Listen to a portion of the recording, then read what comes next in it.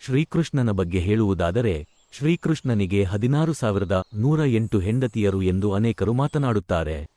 ಆದರೆ ಇದರ ಹಿಂದಿನ ನಿಜವಾದ ಕಥೆ ಅನೇಕರಿಗೆ ಗೊತ್ತಿಲ್ಲ, ಹಾಗೂ ಈ ಸಂಗತಿಯ ಬಗ್ಗೆ ಅಪಹಾಸ್ಯ ಮಾಡುತ್ತಾರೆ. ಕಥೆಯ ಹಿಂದಿನ ನಿಜವಾದ ಸಂಗತಿ ಕೆಲವರಿಗೆ ಮಾತ್ರ ತಿಳಿದಿದೆ, ಮತ್ತು ಭಗವದ್ಗೀತೆ ಪುರಾಣವನ್ನು ಆಳವಾಗಿ ಅಗೆದ ಕೆಲವರು ಮಾತ್ರ ಕೃಷ್ಣನ ಜೀವನವನ್ನು ವಿವರವಾಗಿ ತಿಳಿದಿದ್ದಾರೆ.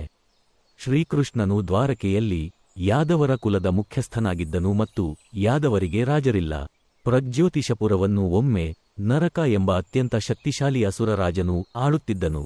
ಅವರು ಭೂಮಿ ದೇವತೆ ಮತ್ತು ವಿಷ್ಣುವಿನ ಅವತಾರವಾದ ವರಾಹ ಅವರ ಮಗ. ದೇವರುಗಳು ವಂಶವಾಹಿಗಳನ್ನು ಪಡೆದಿದ್ದರೂ ನರಕಾಸುರನು ಅಸುರನಾಗಿದ್ದನು. ಭಗವಾನ್ ವಿಷ್ಣುವಿನಿಂದ ಭೂದೇವಿಯು ತನ್ನ ಮಗನಿಗಾಗಿ ಪಡೆದ ವರದಿಂದ ಅವನು ಬಹಳ ಶಕ್ತಿಶಾಲಿಯಾದನು. ಬಾಣಾಸುರನೆಂಬ ಇನ್ನೊಬ್ಬ ಅಸುರನ ಸಹವಾಸದಲ್ಲಿ ನರಕನು ಬಹಳ ದುಷ್ಟನಾದನು. ನರಕನು ಬ್ರಹ್ಮದೇವರಿಗಾಗಿ ಮಹಾತಪಸ್ಸು ಮಾಡಿದನು. ಅವನು ಅಂತಿಮವಾಗಿ ತನ್ನ ತಾಯಿ ಮಾತ್ರ ಅವನನ್ನು ಕೊಲ್ಲುವ ವರವನ್ನು ಪಡೆದನು. ನರಕಾಸುರನು ಒಮ್ಮೆ ಭೂಮಿಯ ಮೇಲಿನ ಎಲ್ಲಾ ರಾಜ್ಯಗಳನ್ನು ವಶಪಡಿಸಿಕೊಂಡನು ಮತ್ತು ಸ್ವರ್ಗಲೋಕ, ಇಂದ್ರ ಕೂಡ ಪಲಾಯನ ಮಾಡಬೇಕಾಯಿತು. ಆಯಾ ರಾಜರನ್ನು ಸೋಲಿಸಿದ ನಂತರ ಅವನು 16,100 ಮಹಿಳೆಯರನ್ನು ವಶಪಡಿಸಿಕೊಂಡನು.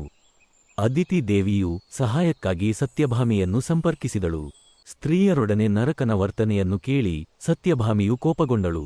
ಸತ್ಯಭಾಮಿಯು ನರಕಾಸುರನ ವಿರುದ್ಧ ಯುದ್ಧ ಮಾಡಲು ಅನುಮತಿಗಾಗಿ ಶ್ರೀಕೃಷ್ಣನನ್ನು ಸಂಪರ್ಕಿಸಿದಳು. ಶ್ರೀಕೃಷ್ಣನು ತನ್ನ ಪತ್ನಿ ಸತ್ಯಭಾಮಿಯೊಂದಿಗೆ ಗರುಡ ಪರ್ವತವನ್ನು ಸವಾರಿ ಮಾಡುತ್ತಾ ಪ್ರಜ್ಯೋತಿಷಪುರದ ಮೇಲೆ ದಾಳಿ ಮಾಡಿದನು. ಯುದ್ಧದ ಸಮಯದಲ್ಲಿ ಕೃಷ್ಣನು ನರಕಾಸುರನ ಸೇನಾಪತಿ ಮುರನನ್ನು ಕೊಂದನು. ಹೀಗಾಗಿ ಕೃಷ್ಣನನ್ನು ಮುರಾರಿ ಎಂದು ಕರೆಯುತ್ತಾರೆ. ಭೂದೇವಿಯ ಅವತಾರವಾದ ಸತ್ಯಭಾಮಾದೇವಿಯ ಬಾಣದಿಂದ ನರಕಾಸುರನು ಕೊಲ್ಲಲ್ಪಟ್ಟನು. ನರಕಾಸುರನನ್ನು ಸೋಲಿಸಿದ ನಂತರ ಶ್ರೀಕೃಷ್ಣನು ಅವರನ್ನು ತಮ್ಮ ಮನೆಗೆ ಹಿಂದಿರುಗುವಂತೆ ಕೇಳಿಕೊಂಡಾಗ ಆ ವಯಸ್ಸಿನ ಚಾಲ್ತಿಯಲ್ಲಿರುವ ಸಾಮಾಜಿಕ ರೂಢಿಗಳಿಂದಾಗಿ ಅವರು ಹಿಂತಿರುಗುವ ಸ್ಥಿತಿಯಲ್ಲಿಲ್ಲ ಎಂದು ಅವರು ಅವನಿಗೆ ವ್ಯಕ್ತಪಡಿಸಿದರು.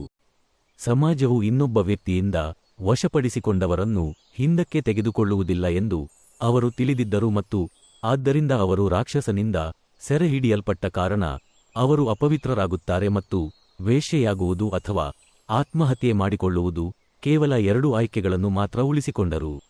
ರಾಜಕುಮಾರಿಯರಿಗೆ ಸಹಾಯ ಮಾಡಲು ಏನು ಮಾಡಬೇಕೆಂದು ಗೊಂದಲಕ್ಕೊಳಗಾದ ಭಗವಂತ ರಾಜಕುಮಾರಿಯರ ಸಲಹೆಯ ಮೇರೆಗೆ ಅವರಿಗೆ ವಿವಾಹಿತ ಮಹಿಳೆಯ ಸ್ಥಾನಮಾನವನ್ನು ನೀಡಲು ಮತ್ತು ಸಮಾಜದಲ್ಲಿ ಬದುಕಲು ಅನುವು ಮಾಡಿಕೊಡಲು ಬಹುರೂಪಗಳನ್ನು ಧರಿಸಿ ಅವರೆಲ್ಲರನ್ನೂ ಮದುವೆಯಾಗಲು ನಿರ್ಧರಿಸಿದನು.